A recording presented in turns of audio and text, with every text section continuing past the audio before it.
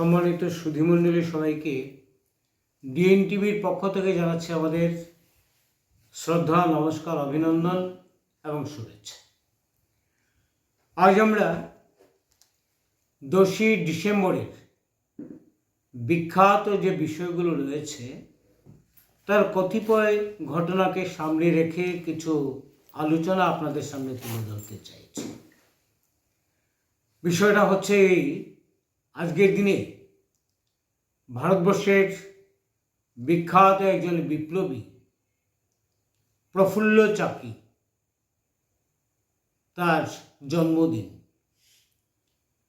প্রফুল্ল চাকি ছোটবেলা থেকেই দেশপ্রেমে উদ্বুদ্ধ ছিল, শুধু তাই নয়, ইংরেজের অপশাসনের বিরুদ্ধে, ব্রিটিশ সরকারের বিরুদ্ধে তার জেহাদ ঘোষণার বিষয় ছিল।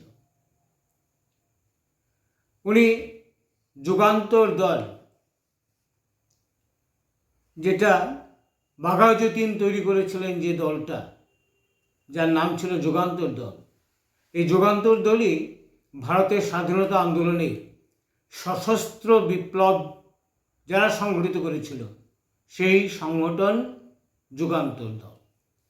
সেই যুগান্তর দলে উনি যুক্ত হলেন এবং সেই যুগান্তর দলে যুক্ত হয়ে বিভিন্নভাবেই আন্দোলন শুরু করে দিলেন। এবং সেই আন্দোলনের কার উপর আক্রমণটা হবে, কে বেশি সাধারণ মানুষের উপর আক্রমণ সংগঠিত করছে, সেই বিষয়ের উপর উনি জোর দিতে থাকলেন, আইডেন্টিফাই করতে আরম্ভ করলেন। এবং প্রথমত উনি যাকে আক্রমণ করলেন, জেলা ম্যাজিস্ট্রেটকে, সেখানে তিনি তাকে খুন করার জন্য সার্বিক উদ্যোগ গ্রহণ করার পরও বিফল হলেন। বিফল হওয়ার পর পালিয়ে গেলেন। তখন ক্ষুদিরাম বসু, উনি রূপকার, ক্ষুদিরাম বসু তারা যে পরিকল্পনা গ্রহণ করেছিল সেই পরিকল্পনার সঙ্গে উনি যুক্ত হলেন। যুক্ত হওয়ার পর সেই জেলা ম্যাজিস্ট্রেট কিংসফোর্ডকে হত্যা করার জন্য ওনার পরিকল্পনা গ্রহণ করলেন। যে ঔত্তরা গ্রহণ করেছিল, এটা বিশাল বিরাট ব্যাপার ছিল, যে ইংরেজের কাছে কখনোই ধরা দেবেন না, ইংরেজের কোনো অনুশাসন তারা মানবেন না। সেখানে বোমা নিক্ষেপ যখন করলেন, যে গাড়িতে উনি আসার কথা ছিল সেই গাড়িতে বোমা নিক্ষেপ করলেন। কিন্তু দুর্ভাগ্যবশত সেই গাড়িতে সেদিন সেই জেলা ম্যাজিস্ট্রেট ছিলেন না। দুজন মহিলা, লেডি কেনেডি এবং তার মেয়ে, ওনারা দুজন ছিলেন। এই দুজনেই এই বোমার আঘাতে মারা গেলেন। ক্ষুদিরাম বসু তারা সবাই, যে তিনজন তারা ছিলেন, সবাই নিজেরাই আত্মহত্যা করতে চাইছিলেন, কিন্তু ক্ষুদিরাম বসু আত্মহত্যা করতে পারেননি। প্রফুল্ল চাকি উনি আত্মহত্যা করেছিলেন সেই জায়গাতেই। ক্ষুদিরাম বসু ধরা পড়েছিলেন এবং আমরা আলোচনা করেছি, ক্ষুদিরাম বসুর জন্মদিন কিছুদিন আগে চলে গেল, আমরা আলোচনা করেছি। সেখানে ক্ষুদিরাম বসুকে ফাঁসি দেওয়া হয়েছিল। প্রফুল্ল চাকি সঠিকভাবে সেই নেতাকে বেছে নিয়েছিলেন এই কারণে যে তার মধ্যে যে দৃঢ়তা ছিল, দেশপ্রেম ছিল, সেই দেশপ্রেমে প্রফুল্ল চাকি উদ্বুদ্ধ হয়েছিলেন কনিষ্ঠের কাছে। আমরা ক্ষুদিরাম বসুকে দেখলাম, উনি যখন ফাঁসি কাস্তে গেলেন তখন একটা কথা বলেছিলেন যে ফাঁসির দড়িতে মোম লাগানো হয় কেন? সবাই আশ্চর্য হলো। এক ধরনের ছোট্ট একটি ছেলে, সে বলছে ফাঁসি কাস্টে দাঁড়িয়ে তার ভয় ভীতি কিছু নেই। তার প্রশ্নটা হচ্ছে দড়িতে কেন মোম লাগানো হয়? সবাই স্তম্ভিত হয়েছিল।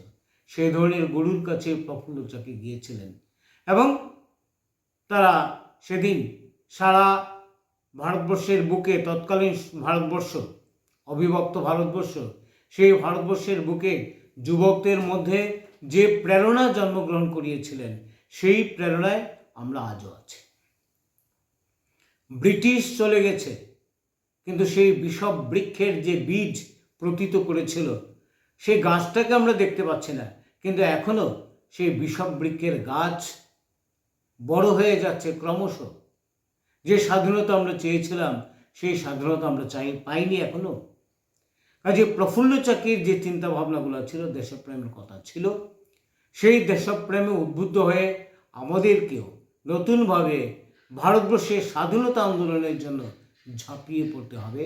কারণ এখনও আমরা শিক্ষার অধিকার মৌলিক অধিকার হিসাবে পাইনি, এখনও আমরা কাজের অধিকার মৌলিক অধিকার হিসাবে পাইনি, এবং যে সংবিধানের মধ্যে যে তালিগুলো লাগানো হচ্ছে তার মধ্যে এই বিষয়গুলো নিয়ে কোনো সরকার ভাবছেন না যে জনসাধারণের অন্ন বস্ত্র বাসস্থান তার ব্যবস্থা কিভাবে করা যায়।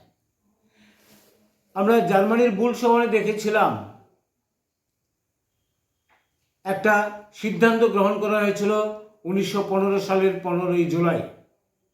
বিষয়টা কি ছিল? Youth skill development day. সেটাতে ভারতবর্ষ অংশীদার গ্রহণ করেছিল, কিন্তু দুঃখের বিষয় হচ্ছে আজকে পর্যন্ত ভারতবর্ষে ইয়থ স্কিল ডেভেলপমেন্টের উপরে কোনো ধরনের পরিকল্পনা গ্রহণ করা হয়নি। এই হচ্ছে আমাদের স্বাধীন ভারতবর্ষ। আর এই ভারতবর্ষের সম্পদ নিয়ে জার্মান অনেক বেশি উন্নত থেকে উন্নততর পর্যায়ের সোপান এগিয়ে চলছে। সেই জায়গায় দাঁড়িয়ে আমরা বলবো, আজকে প্রফুল্ল চাকির জন্মদিনে ভারতবর্ষের যুব সম্প্রদায়ের মেরুদণ্ডকে আরও বেশি সমৃদ্ধতর করে আগামী দিনের প্রজন্মের কাছে নতুন ভারতবর্ষ উপহার দিতে পারি কিনা সে ধরনের চিন্তা ভাবনা করা প্রয়োজন। আজকের দিনে আমাদের সাহিত্যিক যদুনাথ সরকারের জন্মদিন। উনি সাহিত্যিক প্রাবন্ধিক ছিলেন এবং ভারতবর্ষের অগ্রগতি কোন পথে সেই দিকটাকে লক্ষ্য করেই উনি বিভিন্ন ধরনের প্রবন্ধ রচনা করতেন। আজকে তার সে প্রবন্ধের সূত্র ধরে যদি আমরা বলি তাহলে বলবো, ভারতবর্ষের মানুষের চেতনাকে সমৃদ্ধ করে আগামী দিনের প্রজন্মকে সুন্দরভাবে এগিয়ে নিয়ে যাওয়ার ক্ষেত্রে প্রতিটি মানুষের আমাদের আন্দোলনে ঝাঁপিয়ে পড়ার প্রয়োজনীয়তাকে সামনে রেখে যদুনাথ সরকার অনেক প্রবন্ধ লিখেছেন। শিশুদেরকে তার শিশু মনন চেতনাকে সমৃদ্ধ করার জন্য অনেক কবিতা লিখেছেন। যদুনাথ সরকারের প্রবন্ধ, কবিতা এবং অল্প হলেও গল্প লিখেছেন। সেই গল্পগুলো মানুষের কাছে প্রেরণা দেয় এই সমাজ গঠন, দেশ গঠনের লক্ষ্যে। আমরা সেই জায়গায় দাঁড়িয়ে বলবো, আজকে 10ই ডিসেম্বর বিশ্ব মানবাধিকার দিবস। 1948 সালের 10ই আগস্ট 4 আগস্ট সিদ্ধান্ত গ্রহণ করা হয়েছিল, একটা কমিটি গঠন করে দেওয়া হয়েছিল। সেই কমিটির মধ্য দিয়ে যে আগামী 1949-এর 10ই ডিসেম্বর বিশ্ব মানবাধিকার দিবস পালন করা। আমরা দেখলাম ইউএন তার 317তম মিটিংয়ে বসে এই সিদ্ধান্ত গ্রহণ করা হয়েছিল যে সারা বিশ্বের প্রতিটি মানুষকে তার অধিকার সুষ্ঠুভাবে দেওয়ার লক্ষ্যে একটা দিবস পালন করা হোক, যেই দিবসকে সামনে রেখে প্রতিটি দেশ সুষ্ঠুভাবে তার দেশের প্রতিটি নাগরিকের যার সাংবিধানগত যে অধিকারগুলো আছে সেই অধিকারগুলো যেন স্পষ্টভাবে দেওয়া যেতে পারে, সেই লক্ষ্যে ওই দিনটি পালন করা। সেই লক্ষ্যে তারা ঘোষণা দিয়েছিলেন যে প্রতি 5 বছর পর একটা খাতিয়ান বের করে নেওয়া হবে, যেই 5 বছরের মধ্যে এই মানব অধিকার নিয়ে কে সবচেয়ে বেশি আন্দোলন করেছেন, কে তার সফলতার দিকে চলে গেছেন, সেদিক থেকে একটা পুরস্কার প্রদান করা হবে, যার নাম দেওয়া হচ্ছে বিশ্ব শান্তি পুরস্কার। বিশ্ব শান্তি পুরস্কার সেটা প্রদান করে থাকেন নোবেল। কাজে এটাকে বলা হয় নোবেল বিশ্বশান্তি পুরস্কার। এটা প্রতি 5 বছর পর পর প্রদান করা হয়ে থাকে।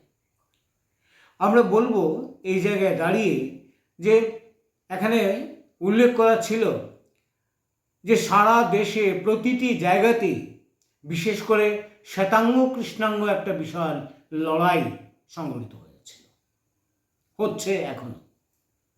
এমনকি খোদ আমেরিকাতে শ্বেতাঙ্গ এবং কৃষ্ণাঙ্গ লড়াই আজও কিন্তু থেমে নেই। বিখ্যাত বিখ্যাত ব্যক্তিরা পিট সিগার থেকে আরম্ভ করে আমরা পিট সিগার এবং তারপর যে আমাদের যে গান আমরা গাই তার মধ্যে বিশ্ববিখ্যাত গায়ক পল রবসন, উনি কৃষ্ণাঙ্গ বলে আমেরিকাতে তার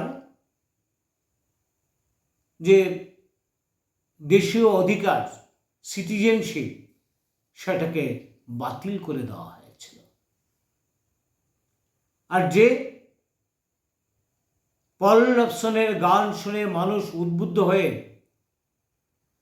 নারী আন্দোলন হয়েছে, মে দিবসের লড়াইকে সামনে রেখে যে চেতনা শানিত হয়েছিল সেই চেতনার সঙ্গে পল রবসনের গান সংযুক্ত ছিল। তার পরবর্তী অনেক সময় আফ্রিকাতে বর্ণবিদ্বেষী যে লড়াই সেখানেও পল রবসন জীবন্ত ছিল। আমরা তো 10ই ডিসেম্বর পালন করছি মানবাধিকার দিবস। দক্ষিণ আফ্রিকা সেখানে 21শে মার্চ হয়ে থাকে মানবাধিকার দিবস পালন। তো সারা বিশ্বের প্রতিটি দেশ যেখানে 10ই ডিসেম্বর মানবাধিকার দিবস পালন করছেন, সেখানে আফ্রিকাতে 21শে মার্চ কেন? তারও একটা ছোট্ট ইতিহাস আছে। তার আগে আমরা বলবো সে মানবাধিকার দিবসে প্রতিটি মানুষের অধিকার সুষ্ঠুভাবে প্রদান করার লক্ষ্যে সরকার সিদ্ধান্ত গ্রহণ করবেন এবং সরকারের সেই সিদ্ধান্ত অনুযায়ী প্রতিটি মানুষ যেন অধিকার পেয়ে থাকে। আজকেও আমরা দেখি অ্যান্টিসিপেশন অ্যাক্ট 1950, তার কিছুটা পরিবর্তন করা হয়েছিল 1990। আজকেও অ্যান্টিসিপেশন অ্যাক্ট রয়ে গেছে। জাত ধর্ম বর্ণ নির্বিশেষে অনেক জায়গাতেই সেই বিষয়গুলো এখনো বিদ্যমান। এখনো একই কুয়ার জল সবাই মিলে খেতে পারবে না, জল নিতে পারবে না, কলটাকে ছুঁতে পারবে না। এটা রয়ে গেছে ভারতবর্ষের স্বাধীনতার এত বছর পরও। এক টেবিলে বসে খেতে পারবে না, অচ্ছুত। সেই জায়গাতে মানবাধিকার দিবস পালন। তো প্রতি বছরই এক একটা নতুন বিষয় নিয়ে আসা হয়। এবছর 2020 এবার যে প্রতিপাদ্য বিষয় নিয়ে আসা হয়েছে সেটা হচ্ছে কোভিড-19। তো কোভিড-19 একটা রোগ, একটা ভাইরাস, তার বিরুদ্ধে লড়াই, এবং সেই লড়াই করতে গিয়েও আমরা হয়তো এগুলোর প্রচার বিষয়টা অনেক কম হয়ে থাকে। কাজে সে প্রচারটা আমরা যদিও সঠিকভাবে পাচ্ছি না, তবু আমরা দেখব যে ছোট জাত যারা রয়েছে তাদেরকে সঠিকভাবে চিকিৎসা ব্যবস্থা পর্যন্ত করানো হচ্ছে না এই ভাইরাস এফেক্টের কারণে। তাহলে মানবাধিকার কোন জায়গায় রয়েছে দেখুন, হিসাবটা করুন। কাজে মানবাধিকারে প্রতিটি মানুষের সংবিধানে এখন পর্যন্ত যে অধিকারগুলো আছে, যে অধিকারগুলো নাই, সে অধিকারগুলোকে প্রতিষ্ঠা করা একদিকে যেমন সঠিক প্রয়োজন, দ্বিতীয়ত হচ্ছে যে অধিকারগুলো রয়েছে ভারতীয় সংবিধানে, প্রতিটি মানুষের জাত পাত ধর্ম বর্ণ কিছু নেই। আবার দেখা যাচ্ছে জাত পাত ধর্ম লড়াই এগুলো চলছে। আমরা ছোট্ট আকারে বলতে চাই, হিন্দু মুসলিম আক্রমণ চলছে। মন্দির মসজিদ লড়াই সবচেয়ে বেশি প্রকট হয়ে দাঁড়িয়েছে, এবং সেই জায়গাতে দেখি আমরা রাষ্ট্র শক্তি পক্ষপাতিত্ব করছেন। মানবাধিকার কোথায়? সেই জায়গায় ইউএন তাদের কাছে আমাদের দাবি থাকবে যে প্রতিটি দেশের মধ্যে এই মানবাধিকার সঠিকভাবে পরিচালিত হচ্ছে কিনা সে লক্ষ্যে যেন তাদের দৃষ্টি নিক্ষেপ করা হয়। আমি বিগত দিনে আলোচনা করেছিলাম জাতপাত নেলসন ম্যান্ডেলার বিষয়টাকে নিয়ে। এই মানবাধিকার কমিশন দক্ষিণ Africa, African national Congress Nelson Mandela এবং শ্বেতাঙ্গরা আফ্রিকান কংগ্রেস, এই দুই নামে সেখানে লড়াই চলছে। শ্বেতাঙ্গরা তারা সিদ্ধান্ত নিয়েছেন সরকার প্রতিষ্ঠা, তাদের হাতে সরকার। মুখ্য সচিব একটা ঘোষণা দিলেন, নোটিফিকেশন করলেন যে শ্বেতাঙ্গরাই সব কিছু পরিচালনা করবে। কিন্তু শ্বেতাঙ্গরা সংখ্যায় ছিল কম। এই সংখ্যালঘু শ্বেতাঙ্গরা সমস্ত আফ্রিকাকে প্রশাসন কাঠামো পরিচালিত করবে। অদ্ভুত ব্যাপার। এবং ব্রিটিশরা সে আইন করে দিয়েছিল, কিন্তু কৃষ্ণাঙ্গরা সেটা মানবেন কেন? আফ্রিকার ন্যাশনাল কংগ্রেস নেলসন ম্যান্ডেলার নেতৃত্বে যে কাজ হয়েছিল তারা সেটা মানবেন কেন? তারা মানেননি। প্রতিবাদ হলো। প্রতিবাদে ম্যান্ডেলাকে কিভাবে শায়েস্তা করা যায় তার জন্য তাকে বিভিন্ন মিথ্যা মামলায় জেলে পুড়িয়ে দেওয়া হলো। এমনভাবে জেলে পোড়ানো হলো যাতে তার যাবজ্জীবন কারাদণ্ড হয়। হলো তাই, যাবজ্জীবন কারাদণ্ডে দণ্ডিত করা হলো নেলসন ম্যান্ডেলাকে। উনি জেলের ভেতরে থেকেই তার দল পরিচালনা করছেন। এদিকে সমস্ত ধরনের কৃষ্ণাঙ্গরা শুধু আফ্রিকা বা দক্ষিণ আফ্রিকায় নয়, দেশের বিভিন্ন দেশের বর্ণবিদ্বেষী মানুষ যারা রয়েছেন, এমনকি কতিপয় শ্বেতাঙ্গ প্রভুরাও চাপ সৃষ্টি করতে আরম্ভ করলেন। ফলে বাধ্য হয়ে 27 বৎসর নেলসন ম্যান্ডেলাকে জেলের ভিতরে পুড়ে রাখার পর তাকে মুক্তি দিতে বাধ্য হলেন। এবং হওয়ার পরই নেলসন ম্যান্ডেলার নেতৃত্বে একটা আন্দোলন হলো। সেই আন্দোলনে তারা গণতন্ত্র প্রতিষ্ঠা করতে সক্ষম হলো। একদিকে চিন্তা করুন, শ্বেতাঙ্গরা গায়ের জোরে তারা প্রভুত্ব বিস্তার করেছিল, কিন্তু কৃষ্ণাঙ্গদের ক্ষমতা বেশি থাকার কারণেও তারা কিন্তু ক্ষমতা দেখায়নি। তারা জনগণের কাছে বিষয়টা নিয়ে গেছে। গণতান্ত্রিক ব্যবস্থাপনা এখন যেটা আফ্রিকাতে এখনো চলছে, সেই গণতান্ত্রিক ব্যবস্থাপনার প্রথম যে নির্বাচন হলো, সেই নির্বাচনে আফ্রিকান ন্যাশনাল কংগ্রেস ব্যাপক ভোটে জয়ী হয়ে নেলসন ম্যান্ডেলা হলেন রাষ্ট্রপ্রধান দক্ষিণ আফ্রিকা। সেখানেই বলবো, এখানে হচ্ছে মানবাধিকার দিবসের সার্থকতা। জাতপাত ধর্ম বর্ণ নির্বিশেষে সব এক। এখানে মানবাধিকার যেটা বলছেন যে প্রতিটি মানুষের মধ্যেই ম্যানিফেস্টেশন থাকবে, তো তার সেই ম্যানিফেস্টেশনটাকে সাকসেস করার ক্ষেত্রে সে যদি একটা ওষুধ আবিষ্কার করে, সে ওষুধটা তো পৃথিবীর প্রতিটি মানুষ খাবে, কোনো নির্দিষ্ট জাতির লোক তো খাবে না।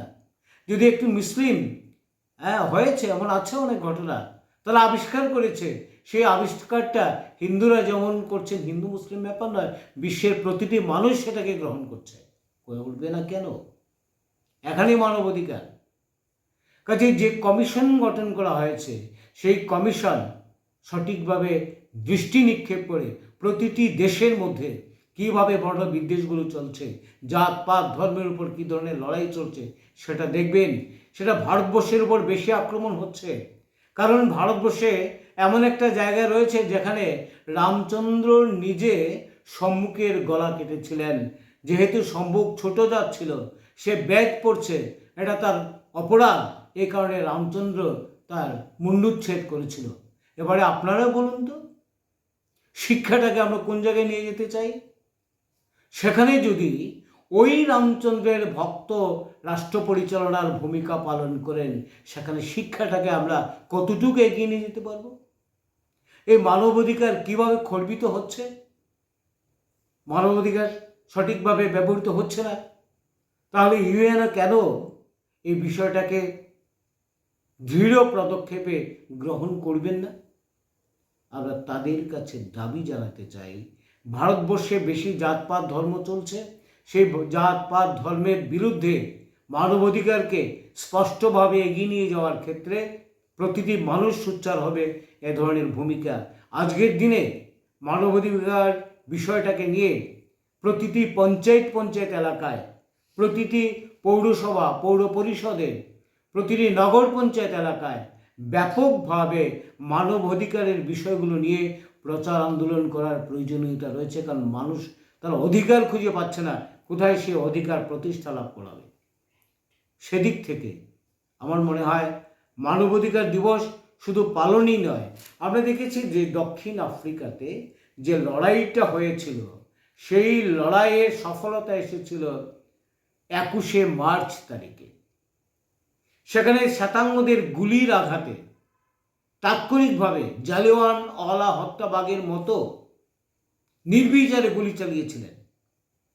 সেখানে নিহতের সংখ্যা তাৎক্ষণিকভাবে মাটি পড়েছিল 69 জন লোক। 180 জন একেবারে পঙ্গু হয়ে গিয়েছিলেন গুলির আঘাতে। তাই তারা বলছেন যে আমরা মানবাধিকার দিবস পালন করব 21শে মার্চ। বিভাজন, আফ্রিকান ভাষায় তার অন্য একটি নাম আছে, আফ্রিকান ভাষায় সেই নামটি হচ্ছে অ্যাপার্থাইড, মানে বিভাজন। ওই বিভাজন আমরা চাই না, তার জন্য তারা যে লড়াইটা হয়েছিল সেই লড়াইটাকে শার্পলভিল নামক মাঠে সেই লড়াইটা হয়েছিল।